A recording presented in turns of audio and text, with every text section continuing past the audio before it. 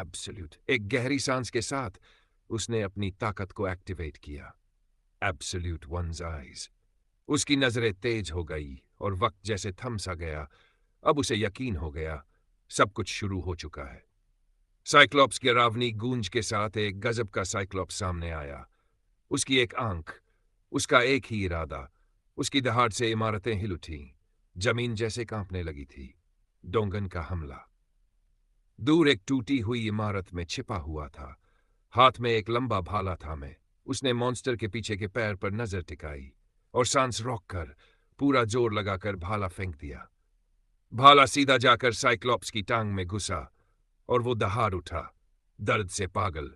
उसने पलटकर देखा और देख लिया मॉन्स्टर डोंगन की तरफ। डोंगन कुछ सेकंड के लिए सन्न रह गया। उसके सीने में डर की लहर दौड़ गई। साइक्लॉप्स घायल होते हुए भी भारी कदमों से उसकी तरफ बढ़ने लगा। लेकिन तभी पीछे से आया एक बदला हुआ भालू, एक जंगली जानवर जो अब एक वॉर बीस्ट बन चुका था। उसने अपनी तेज नुकीली पंजों से साइक्लॉप्स की उसी टांग पर हमला कर दिया। साइक्लॉप्स घुटनों पर गिर पड़ा, एक और चीख, और वो नीचे झुक गया। लेकिन उसने पलटकर एक जोरदार वार किया और भालू को जमीन पर पटक दिया, इतनी जोर से कि वो दोबारा उठ नहीं सका। साइक्लॉप्स अब भालू को खत्म करने ही वाला था। तभी एक आवाज गूंजी, मेगाफोन से, सीधी उसकी बेइज्जती करती हुई। मॉन्स्टर रुक गया। उसने मुड़कर देखा। उसकी नजर गई अपने ही घाव पर, जहां वो भाला अब भी घुसा हुआ था, और फिर उसी नाइट पर जिसके हाथ मेगाफोन था और जिसकी चाल से साफ था, यही उसका भाला है। मॉन्स्टर की आंखें सिकुड़ गई। उसका चेहरा सख्त हो गया। अब उसका इरादा बस एक इंतकाम। वो धीमे मगर भारी कदमों से सीधे उस नाइट की तरफ बढ़ने लगा। नाइट की हालत खराब हो गई। उसने देखा, समझा और सीधे भाग खड़ा हुआ। दूर खड़ा। ये सब अपनी खास एबिलिटी से देख रहा था। उसकी एबिलिटी थी बैटल क्लैरिटी, जो उसे हर खतरा दूर से दिखाती थी। उसने मॉन्स्टर की चाल समझ ली और जोर से चिल्लाया, सब तैयार हो जाओ, वो आ रहा है। नाइट जान बचाकर भागा। भागते हुए सांस फूलने लगी, मगर किसी तरह डिफेंसिव बैरियर के अंदर घुस गया। पीछे साइक्लॉप्स हर कदम जैसे जमीन फाड़ रहा था। अचानक एक काला कौआ हवा चीरता हुआ निकला, सीधे साइक्लॉप्स की आंखों की तरफ। वो उसके चेहरे के आसपास पंख फड़फड़ाने लगा, उसकी आंखों पर चोंचे मारने लगा। साइक्लॉप्स चला गया। उसने गुस्से से आंखें कसकर बंद कर ली। वो ही पल था जब वो फीमेल आर्चर, जो पहले से अपनी जगह पर थी, उसने धनुष उठाया, सांस रोकी और एक तीर छोड़ा। सटीक निशाना। मॉन्स्टर ने खतरा महसूस किया और बड़ी हथेली उठाकर तीर रोकने की कोशिश की, मगर तीर उसके हाथ को चीरता हुआ निकला और सीधा उसकी बंद आंख के अंदर जा धंसा। साइक्लोप्स की चीख जमीन और आसमान को हिला गई। उसी घड़ी हवा में जायन दिखाई दिया, मॉन्स्टर के ऊपर मंडराता हुआ। उसने एक के बाद एक कई चूहे नीचे फेंके, सीधा साइक्लोप्स के खुले मुंह के अंदर। मॉन्स्टर हड़बड़ा गया। जायन ने फौरन जेहुन की तरफ देखा, जो दूर से पूरे प्लान को बारीकी से देख रहा था। अब तक हर कदम प्लान के मुताबिक चल रहा था। अब अगला फेज शुरू होता है। जेहुन ने अपनी पावर कॉन्सेंट्रेट की और एक अजीब सी गैस को समन किया। वो गैस मॉन्स्टर के अंदर फैल गई, उसके पूरे सिस्टम में घुल गई। फिर अपना हाथ उठाया। उसकी आंखें ठंडी मगर फैसले से भरी हुई थी।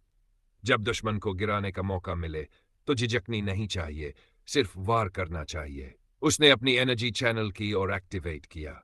सबसे पुराना जादू, फायर मैजिक।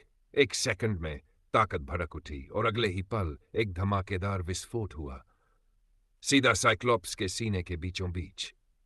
आग हर दिशा में फैल गई। काले धुएं का गुबार आसमान तक छा गया। जमीन कांप उठी और गर्मी की लहर पूरे बैटलफील्ड में फैल गई। जब धुआं थोड़ा हटा तो साइक्लोप्स का विशाल शरीर दिखाई दिया, जला हुआ, जख्मी। उसका वजन अब भी डिफेंसिव बैरियर पर टिका था। कुछ लोग तो यही सोचने लगे, शायद अब ये गिर ही जाएगा। टेंशन और सिटीजन्स की लोगों में तनाव फैल गया। कुछ लोग हथियार जोर से पकड़ने लगे। खड़े रहें या भाग जाएं, समझ नहीं आ रहा था। मगर जॉन शांत रहा और सबको डटकर खड़े रहने का हुक्म दिया। उसकी नजरें अभी भी साइक्लोप्स पर थीं। उसके दिमाग में सिर्फ एक चीज थी, ट्रैप काम कर रहा है।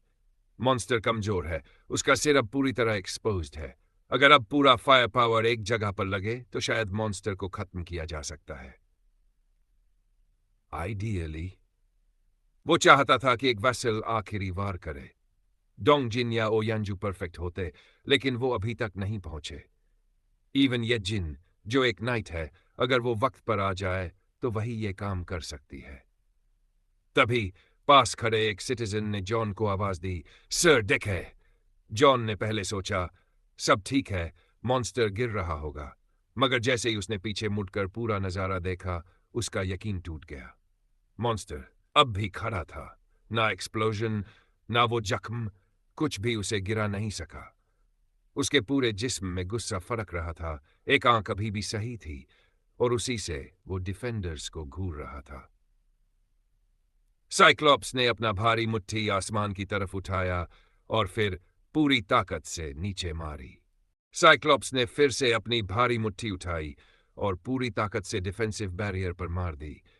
एक जोरदार शॉकवेव गूंजी, जमीन कांप उठी। सिस्टम इंटरफेस एकदम से सामने आ गया। Unauthorized entity detected. Warning, external threat incoming. Jaehyun अपनी जगह पर खड़ा रहा, उसकी नजरें सिर्फ एक चीज पर थी, साइक्लोप्स की लालच से भरी एक ही आंख पर। अब सभी हमलावर उसी आंख को टारगेट करने लगे। साइक्लोप्स दर्द से चीखा और अपनी आंख को बचाने की कोशिश करने लगा। बड़ी हथेलियों से उसे डांपने लगा। जिहान ने सब कुछ बड़े ध्यान से देखा। उसे पता था, अगर साइक्लोप्स का एक भी वार सीधे लगा तो ये बैरियर पूरी तरह टूट जाएगा और सब खत्म। उसी वक्त जॉन ने एक्टिवेट किया अपनी हिडन स्किल, इनविजिबल हैंड। एक भारी भरकम अदृश्य हाथ हवा में प्रकट हुआ। ये वो स्किल थी जिसे जॉन ने अब बचाए हुए स्किल पॉइंट से अनलॉक किया था, इमरजेंसी के लिए। साइक्लोप्स ने फिर से अपनी मुट्ठी उठाई और फिर एक और तगड़ा प्रहार किया, मगर बैरियर अभी भी टिका हुआ था। लोग अपनी जगह से हिले नहीं, फायर करते रहे, सबसे बड़ी आंख को ही टारगेट बनाकर। जेयन अब सोचने लगा, शय में ये काम कर रहा है। छोटे छोटे हथियार, माउस बॉम्ब्स धीरे धीरे असर कर रहे थे, मगर फाइनल हिट देना अभी बाकी था। डोंगन की एंट्री एंड लैंस अटैक। तभी हवा चीरती हुई एक भाला निकला, एक लैंस, और सीधा साइक्लोप्स के शरीर को चीर गया। जेन की आंखों में हल्की सी मुस्कान आई। डोंगन आ गया, मतलब उसकी पूरी पार्टी अब सीन पर थी। जे ने फौरन उसके लिए कई स्टैंडर्ड स्पीयर्स समन कर दिए। डोंगन ने उन्हें उठाया और एक के बाद एक साइक्लोप्स पर फेंकने लगा। अब मॉन्स्टर सतर्क हो चुका था। उसने अपने हाथों को चौड़ा कर खुद को डांप लिया। फीमेल आर्चर की सपोर्ट, एंड इसी बीच वो ही फीमेल आर्चर भी फिर से युद्ध में कूद पड़ी, एरो पर एरो। साइक्लोप्स पर प्रेशर बढ़ाती रही। तभी सिस्टम ने एक और नोटिफिकेशन दिया, सैम जैको का लेवल बढ़ा है। सोलर एफिशिएंसी 100% अधिकतम स्तर।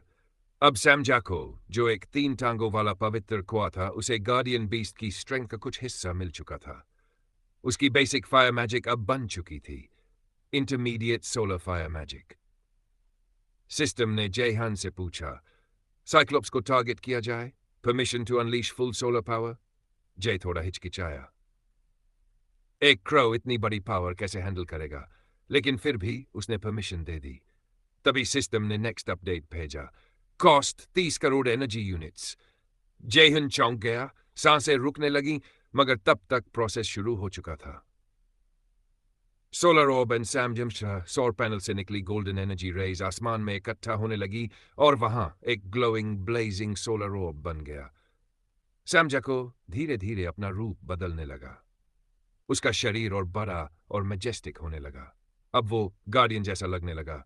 उसने सौर ऊर्जा को पूरी तरह अब्सॉर्ब किया और फिर एक जोरदार सोलर बीम आसमान से साइक्लोप्स पर छोड़ी। किरण सीधे साइक्लोप्स की ओर बढ़ी, धूप की तबाही लेकर। सोलर बीम एंड साइक्लोप्स की मौत।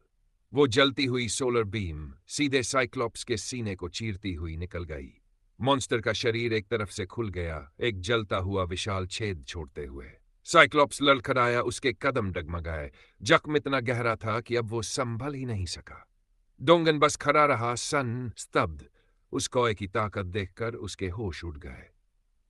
कुछ ही पल बाद ऊंजू अपने ट्रांसफॉर्म हुए रूप में सामने आई, एक विशाल बर्बरी बीस्ट की तरह। बिना कोई हिचक वो साइक्लोप्स पर टूट पड़ी और एक फाइनल ब्लो के साथ उस दैत्य को पूरी तरह ढेर कर दिया।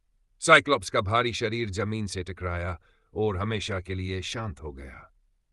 सिस्टम अपडेट अने इसी वक्त हवा में सिस्टम इंटरफेस चमका। Target eliminated, Hunt successful. Team को भारी मात्रा में अनुभव बिंदु ई मिल चुके थे और सिस्टम ने कन्फर्म किया लगभग 32 अरब वन एब्सोल्यूट वन के होम वॉलेट में ट्रांसफर कर दिए गए हैं। साथ ही कई स्किल्स की लेवल भी अब उन्नत हो चुकी थी। जॉन वहीं पास में खड़ा था, तभी एक जबरदस्त दर्द की लहर उसके शरीर में दौड़ी। बिजली सी उसके चारों ओर कड़कने लगी। उसका शरीर उस ताकत से कांप उठा। सिस्टम ने उसे तुरंत बधाई दी। पूरे अपार्टमेंट कॉम्प्लेक्स को डेजिग्नेटेड होम हेवन घोषित किया गया है और इसके बदले में 100 अरब वन की निर्माण सब्सिडी उसके खाते में ट्रांसफर कर दी गई। यह सब इतना तेज हुआ कि जॉन अपने घुटनों पर गिर पड़ा, सांसें तेज, दिल भारी। तभी सैम जैको अपना पुराना छोटा रूप लेकर धीरे से जॉन के सामने उतरा। जॉन उसकी तरफ देखा। अभी तक ये सोच में था कि इस कॉय ने अकेले ही 300 करोड़ वन खर्च कर दिए, मगर फिर भी वो जानता था कि फाइनल हिट पूरी जंग का गेम चेंजर था। उसने सैम जैको के सिर पर हाथ रखा और बिना कुछ कहे उसके कमाल को स्वीकार किया। जयह्यून अब और गहराई से सोचने लगा। ये होम हेवन बनने के बाद कई चीजें सीमित हो जाएंगी, मगर जो अभी अभी हुआ उसकी वैल्यू इन सबसे कहीं ऊपर है।